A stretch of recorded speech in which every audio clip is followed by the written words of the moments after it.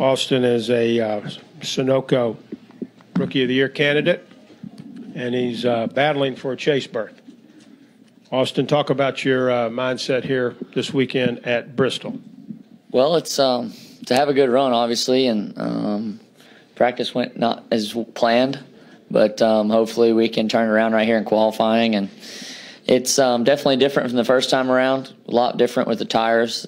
We brought the same setup we had earlier this year and doing a 180 right now, trying to find some things and look at what our teammates got in the car. And none of them, we don't have a ton of speed as far as all the cars, but we have one car that's pretty decent. So just trying to find that right now and make a good race out of it for Saturday night. Questions, front row right here, Hank.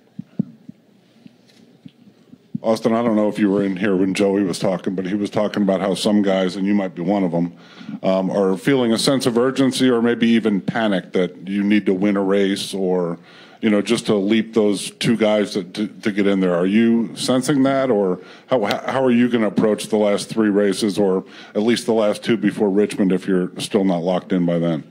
Well, if you look at us right now, I'd probably say you're right as far as what the points look like. For me, being a rookie, I don't have much to lose. You know, there's never been a rookie make the chase. This would be a great opportunity to do that. I think, you know, we have three solid races. We're going to give ourselves that opportunity. Atlanta's, I'm really looking forward to that. We tested there.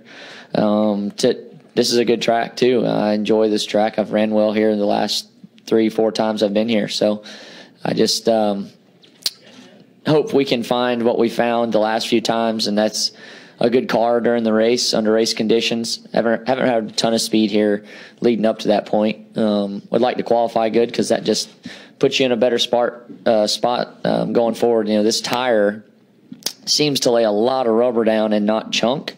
So you, like Joey said, there's one groove up there by the wall, and it's pretty hard to come off of that groove. So we'll see how it goes, and you know, I don't feel a huge sense of urgency. I hope we can put our Dallas Chevrolet in the chase, and I think you'll see some really good tracks for us during that time.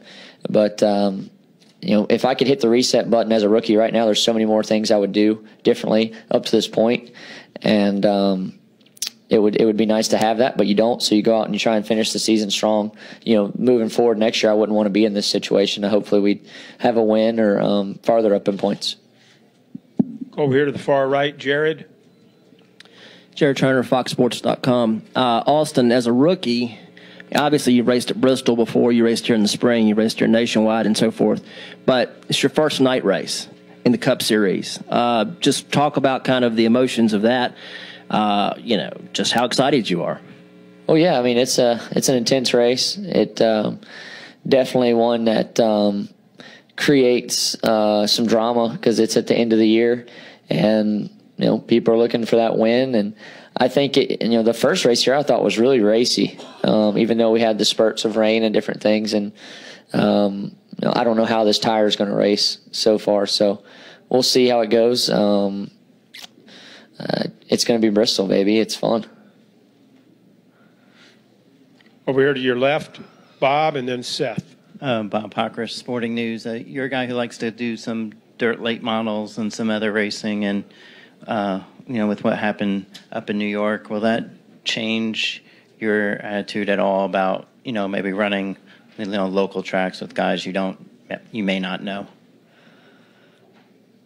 You know, my car actually was at Bulls Gap last night, and Dale McDowell got the win in the Lucas race. That was awesome, and I love short track racing. You know, obviously that's how I got here, with short track racing, and I think you know, you just go about things. You know, I'll still race, and that's where my family is made their living, and that's racing, and hopefully I'm allowed to race. And I think NASCAR is doing a great job of creating the best, safest environments for us to race in, and I think that'll trickle down to all the short tracks around the U.S. So I think all this will be kind of a mandatory deal, and I like the way that NASCAR's, you know, mandating certain things for us to be safe.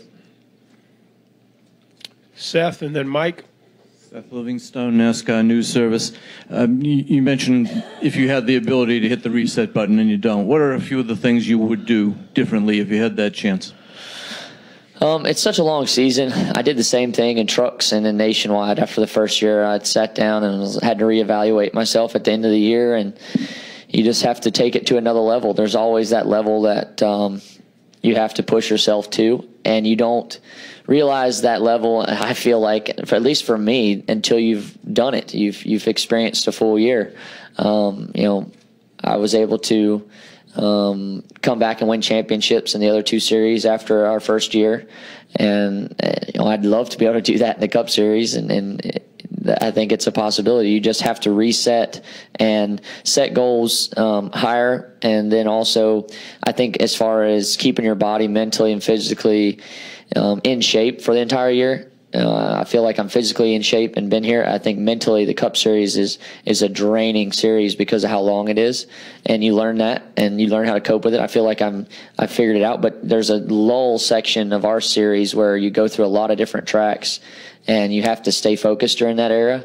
And looking back, I could probably have improved on some of those races, and now having a notebook going back for those races is just going to help. And anytime you get experience, it's just better.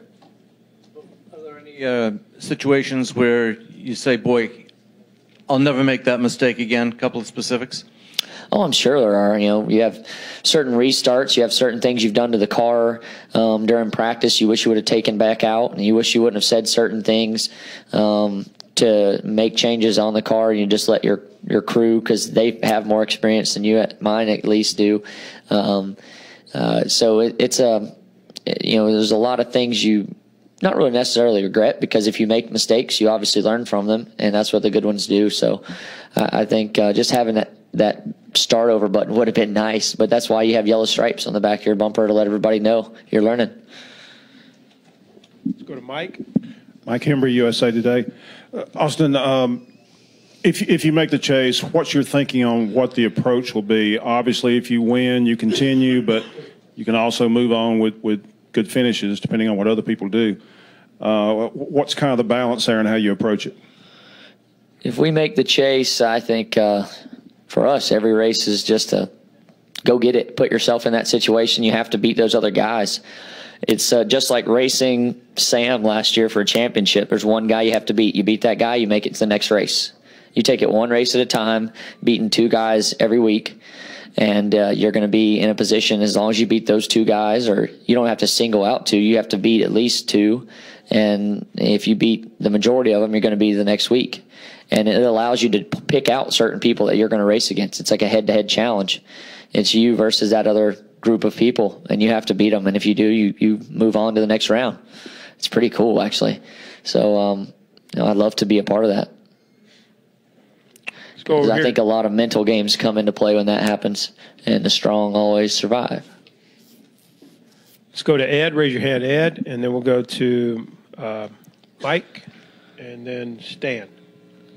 Ed Hinton, ESPN.com. Also, now I assume that for you, as the season's gone on, the whole thing about the three and carrying the threes kind of died out, or whatever. But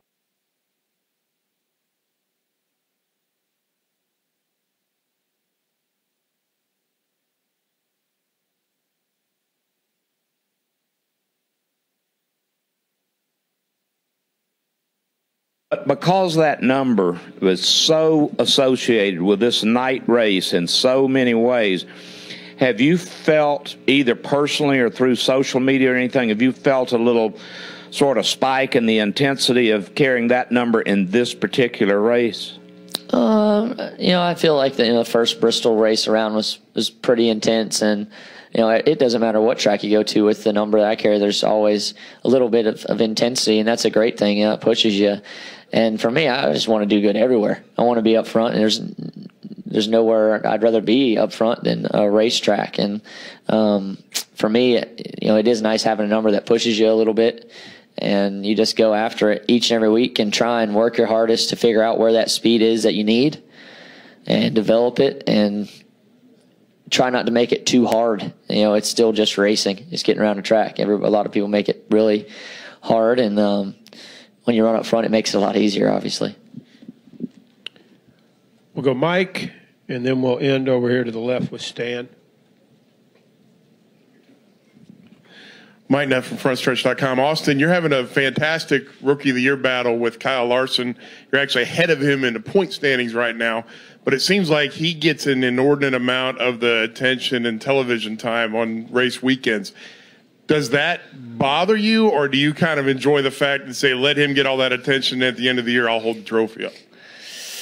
I think it's a good battle, rookie battle. They've obviously had speed all year long, and it's kind of been like the tortoise and the hare. We start out at the back of the field and we work our way to the front, and due to mistakes from other people, we inherit positions and stay in the race and keep ourselves in the race. I think there's a really cool stat. I think the only stat that we can really hang our hats on this year as far as something really good is we've ran, knock on wood, the most number of laps out of any car in the field. So I think that's very special for us as a rookie. I obviously would want to run further up front more often. But consistency is a good thing. I want to be competing for wins, and that's a part of running well. But it is nice to be where we are in points ahead of him. The rookie points, I've never really quite understood how it works, but it would be a bummer to outrun him in points and then finish behind him somehow, and it could happen.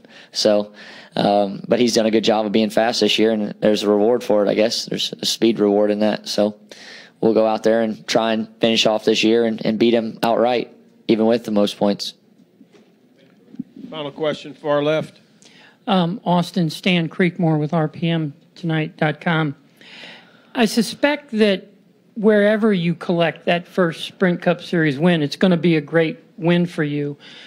But what would it mean to you if it happened right here at Bristol Motor Speedway? Man, I love this place. You're right here in NASCAR country in the Southeast, and I've always liked this track, and I think it races so much. It's just a fun race. And I said earlier, somebody asked me, they've always asked me, if you could picture a dream track, where would you put it and where would it be? And just adding to what we have now in NASCAR, we go to so many cool places. I always thought if they added another style track like Bristol, I mean, there's no place like Bristol because it's the Coliseum. It's like an eighth wonder of the world. And if you put it in a place like New Orleans or something, I think it'd be sweet. But, this is a cool track, a cool venue, and there's no other place like it. And I think we could have more of these, and it'd be no one would be against it for sure. Austin, thank you for coming in, and certainly good luck this weekend. Thank you, guys.